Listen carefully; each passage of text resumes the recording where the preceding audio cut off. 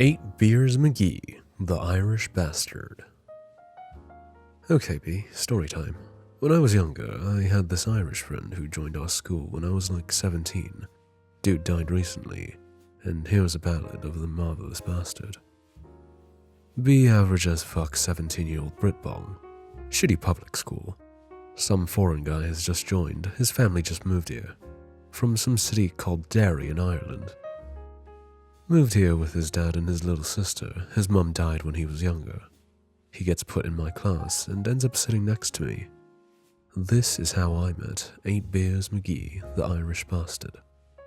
We'll call him EB for sake of time. We sit near Greg, the mildly autistic hippo. Call him a hippo because of his fucking industrial-sized front teeth and his big fucking lips. Greg uses his autism to get out of doing and saying whatever the fuck he wants. Starts annoying EB with shit like, "Do you wash in Ireland?" and "Do you have schools in Ireland?" etc. Greg has had his desk very particularly arranged. Pens on one side in a straight line, pencils on the other. Dude is OCD as fuck with his pencil case and shit. Goes nuts if anything gets moved, so his desk is slightly apart from everyone else's. We all get in shit if we fuck with him on purpose. We ought to know better. The autistic hippo keeps trying to get a reaction out of EB the whole class. All of a sudden, EB just casually raises a foot and pushes the hippo's desk right the fuck over. Pens and pencils spill out all over the floor. Total chaos. Blood of the artist fills the room. Teacher hurries over and is trying to explain to EB about Greg's autism while Greg freaks the fuck out in his chair, breathing heavily as though he's trying to lift his fat ass off the ground through nothing but sheer artistic resentment of the Irish cunt. EB looks at Greg and tells the teacher, "Oh, sorry, we don't have autism in Ireland." We'll bump with more. Lunch on EB's third day at our school. He's made a few friends, but mostly hangs out with me. He's a pretty cool guy, likes the same video and movies as me, and is a big fan of rugby. Was captain of his team back in Ireland. Tell him the school has a rugby team. He says he'd like to join. I'm not on the team because I'm weak and skinny as shit. EB goes to check it out. Starts off on the lower team because he's new. Lower team consists of fat fucks who think they're strong and a couple of kinda fast runners. EB gets the ball and just wrecks fucking everyone. Runs like a fucking train through the other team. Scores. Fat fucker Thomas says that next half he'll take him. We're lining up to kick. Thomas positions himself opposite EB, runs at him when ball is free, jumps on him, grabs him by the neck to pull him down and literally rolls on him like a fucking rolling pin. EB didn't even have the ball. "What the fuck you playing at, son? I didn't even have the ball. Do you even know how to fucking play the game, lad?" Thomas laughs and mocks EB's accent. EB grins and nods at him. "You know, over in Ireland, you have to be fit to play sports. The fatties get left on the sidelines." Coach is watching the whole time. Thomas goes to push EB over. EB grabs his arm and tosses him to the ground. Dude twists his ankle or something and starts twitching and squeaking like a baby elephant with Parkinson's. EB gets put on top team. EB has been around for a few months without incident. Most people don't give him shit anymore, mostly because he's just a nice guy as long as they're cool with him. No incidents aside from a few close calls with Greg, the mildly autistic hippo.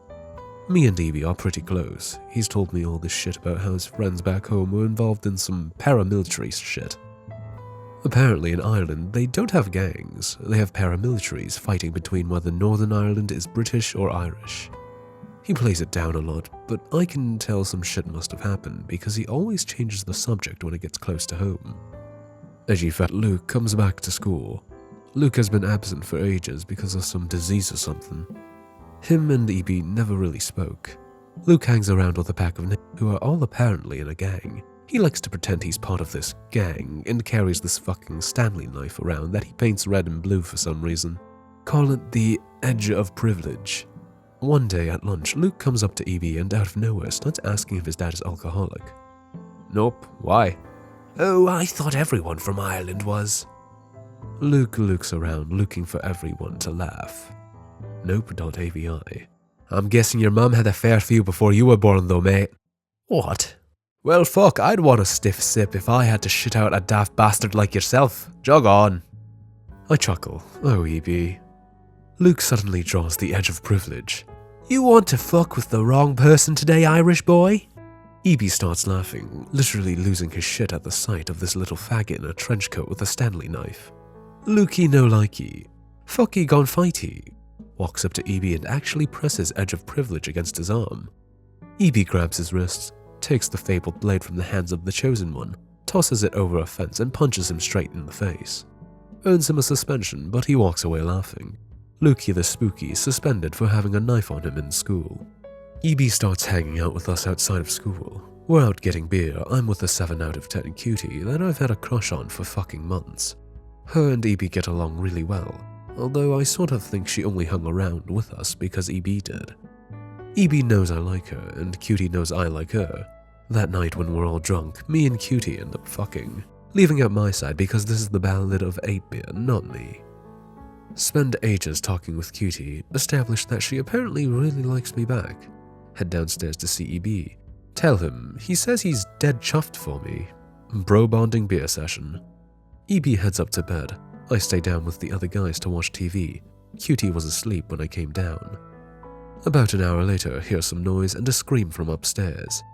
Cutie comes running down with the towel around her, soaking wet, and runs out of the front door. EB comes storming down the stairs. He's naked. Ask him what the fuck happened. Tells me Cutie came into his room when he was in bed. Apparently EB sleeps naked. Not surprised since I've found him naked before after a night of drinking. Says she came onto him, even after all the shit she said. Ask him what the fuck made her run outside. Laughs and says he took a pint to bed with him. It was on the table, and when she tried it on with him, he tossed it all over her, threw her clothes out the window into the rain, and told her to go and fetch. I get feels because she lied to me. EB tells me not to worry. 2 weeks later, he takes me to a pub and hooks me up with a 9 out of 10. EB and me are total bros after being friends for a few years. Having him as a best friend is like having those flashy trainers as a kid. Who cares if you personally look like a twat with them? They make you a cool guy. My downy little brother developed testicular cancer when I was about 20. Shit got pretty heavy. Him and EB were close, mostly because EB would buy him video and act super interested in the anime shit he liked because nobody else other than me would. Little brother loses all his hair after chemo. Feels not gif. Go to visit him. EB is giving me a lift there. EB knocks on my door. I answer to see him holding a razor and a basin. Come on, lad. It'll be a laugh, eh? We shave our heads and our eyebrows. Go to visit little bro. He thinks it's awesome. Get our photo taken together without any hair. EB lets him draw all kinds of dumb shit on his bald head. Lets him draw a dumb mustache on him too. I let him draw angry eyebrows on me. Spend ages just dicking around with the kid. When we leave, EB takes me out for drinks to talk about it. Dude can be surprisingly sensitive for a big-dicked Irish bastard. Son of a bitch, look who it is. Dookie the Rookie is across the bar in the same fucking trench coat he wore back at school. Dude has changed. He's awkward as fuck and super quiet. EB says hi, chats away to him like nothing ever happened. I watch him get along with Pukey the Nukie as if nothing ever happened. We head home and EB spends the night sitting up with me playing Battlefront on my old PS2 and drinking, just trying to cheer me up. Little bro dies a few months later. EB visited the funeral with me every time. Sorry for the too sad for me post, but it'll make sense later. Been a few years. I'm 24, EB is 23. Living together in a flat with some chick and a boyfriend. EB's birthday is coming up. Throws a massive party. The one song I remember is Uncle Tommy by the Rumjacks because it played when shit went down. Some skinhead fuckers had shown up. Herf-derf immigrant tramp gypsy. EB told them that, I ain't looking any trouble, lads. Have a beer and forget that tripe for the night, eh? Nope. 4 of them jump him, start beating the shit out of him. Another 2 stand around to stop anyone trying to break it up. I tackle one of them to try to help him, get the fuck beaten out of me, but fuck that, it's goddamn EB in there. There's a scream out of nowhere. People back off, including the skinheads. Except one, who's curled up holding his arm. EB broke the dude's fucking arm. He gets up, bleeding out of every pore in his beautiful Irish body. Bouncing around with his fists up, literally looking like he could fly around the room, he's bouncing that much. The skinheads keep going for him, but back off every time after he swings. It looks like he could knock a building down with that shit. babbling some incoherent shit in Irish rage. Nobody understands the words, but everyone understands the meaning. Skinheads pack up their shit and go. Uncle Tommy is playing in full swing throughout, like a scene from a fucking movie. When they leave, everyone is quiet. EB turns around. There are some broken bottles on the floor. 8 fucking beers! You spill 8 of me fucking beers, you hairless fucking mongrels! Dude is shouting after the guys who jumped him. Looks at me. 8 beers, lad. 8 fucking beers. What's the fucking crike there like? EP is going back to Ireland to visit his nan. She's real sick. Bring me along. Wants to show me Ireland. We land in Belfast. I think that's the capital of the north, but not of Ireland. I don't know how it worked. EB never really explained it. Said you won't understand the bullshit politics unless you grew up there. We go to visit his nan with EB's dad and sister. He introduces me. Sweetest fucking old lady ever. Says that EB was always a rough lad, but he'd never hurt a soul. Unless they spilled his beer, the greedy fucker. This woman is clearly the most influential family member in the 8-beer family. Tells us not to waste all our time with her. Tells EB to show me Ireland's best. EB shows me around Derry, tells me about how it's split religiously, and shows me this big-ass wall. Pretty cool place. Takes me to Belfast again and shows me the place where the Titanic was built. Ireland is cool as shit. We end up going to a place called the Crown Bar. Get pretty drunk, or tipped as EB calls it. Walked around Belfast for a bit. He tells me about the history of some stuff. Actually pretty interesting. Spend a few nights there, have a fucking blast, but decide to head home. Don't want to be an intrusion on the whole Nan situation. EB refuses to allow my departure. Lad, you're practically a part of the family. Plays it off as, ah man, come on, we'll have more drinks, etc. Getting close to the end now. Shit's hard to write, I miss that fucker. Life is pretty uneventful for a while. Now is a good time to mention something EB told me when we were younger. Apparently some kiddie fiddler called William Wright fucked EB when he was a kid. Wright moved to England and became a police officer before he got caught. The stuff he did left EB with these huge fucking scars on the inside of his legs. EB told me I'm the only one who knew. EB's sister is 19 at this point. She lives with his dad. His dad is old as fuck now and has a carer. EB and me are over there to keep his little sister company. She isn't that social. EB guards his little sister with his life. She's probably the most important thing in his life. She has had one boyfriend, who EB was totally cool with, but when he cheated on her, EB went to his house and told him to never talk to her again. Threatened to break his fucking legs if he went near her again.